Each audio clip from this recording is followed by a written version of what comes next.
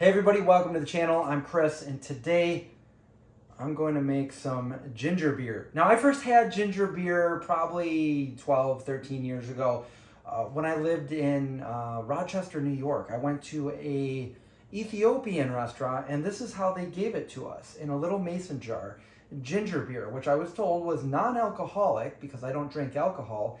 And when I drank this, I couldn't help but think of Gimli from Lord of the Rings. Here I am drinking my ginger beer. Anyway, we're going to show you how to make it tonight, vegan style, without any alcohol. I don't think ginger beer has any alcohol, but it says beer, so, you know.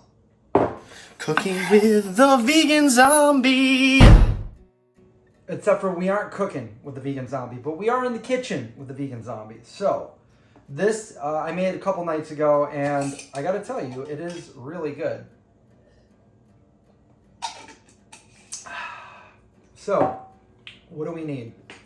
Well, the first ingredient is going to be ginger. We have about a pound of ginger. It can be a little bit less. I like to go with a full pound because I like my ginger beer to be a little bit stronger. And what we're going to do is we are going to give that a nice peel. We're going to peel that ginger. Now, you don't need to get everything off there, but we're going to do it the best we can with this root. And ginger is a very healthy root. It's good for you. It's got a lot of healing properties. It's great for the immune system.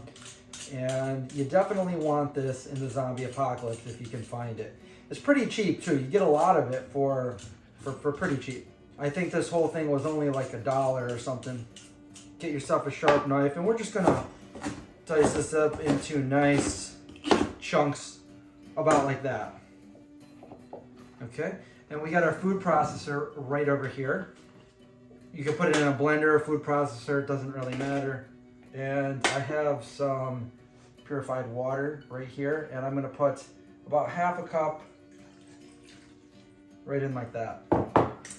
And then we are going to process it. Let it go for a couple minutes. Next, what we're going to do is you're going to get yourself a nice strainer like this, and you're going to get yourself a pitcher. I don't have a pitcher. I've got a blender, so I'm going to use the blender for mine. And what we're going to do is we're going to strain that right into there without the pulp. Okay, just like that. Let's get it all that liquid out. And then we're going to put this pulp, no, don't throw it away, put it right back in there, all of it. And we're going to put about 1/4 of a cup of water in there. And right back on here. We're going to repeat that step 2 more times.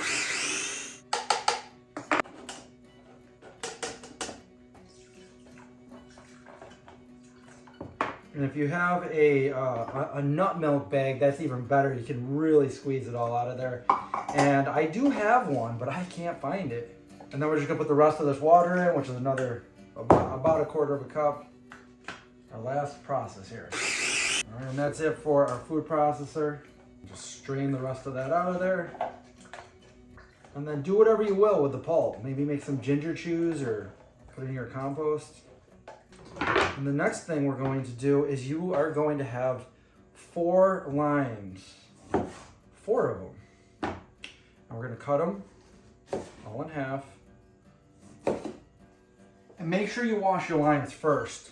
We are going to put them right in here just like that.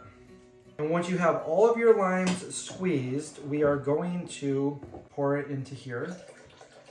For a sweetener, I like to use maple syrup. It's going to give it a little bit of a darker color, but I like pure maple syrup in mine for a sweetener. You could use sugar or agave or date syrup, but I like good old maple syrup. So what we're going to do here is we have 3/4 of a cup. Maple syrup is pretty expensive, so I found this 32 ounces for pretty cheap at Trader Joe's. So we're just going to pour that right in there. We got a dark ginger beer going. And then we are going to go over to the blender and just blend it up just for a little bit.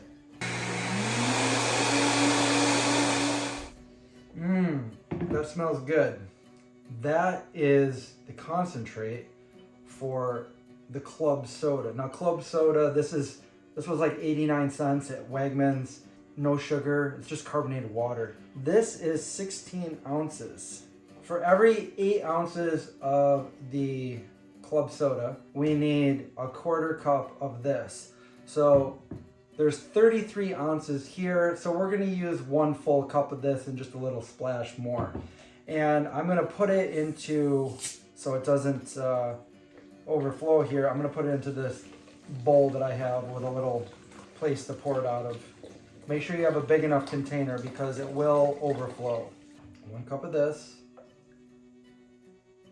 This is 1/2 cup. And it's gonna fizz up a little bit. And another 1/2 cup. And then just a little bit more.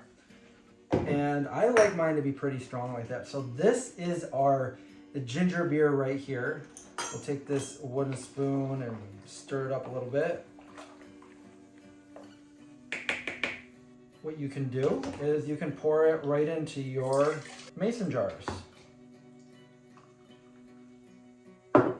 And unless you're gonna give it to a bunch of people, and you're gonna make it and drink it right away, don't do all of this. Don't use all of the concentrate. I would just pour this into its own mason jar, seal it up, and it should be good for, you know, a couple weeks at least, and you can use it as you go. So for 1 bottle of this, we're making a few bottles of ginger beer over here. Let's just go ahead and fill the rest. That's what you got right there. It's a little more than about 35 ounces. And it's delicious. And like I said, this one's been in the refrigerator marinating for a couple days. So that's really good. And just make sure you wash your limes. And I would put a couple limes in here as well. And seal them up and put them in the refrigerator. There's your ginger beer right here. And that's it for this episode. I hope you guys enjoyed it. Again, as always, subscribe, survive, give me that thumbs up and comment below. And you can always support the channel by grabbing my ebook if you don't already have it, or one of my t-shirts or hoodies, and those links will be below. So I'll see you guys next time.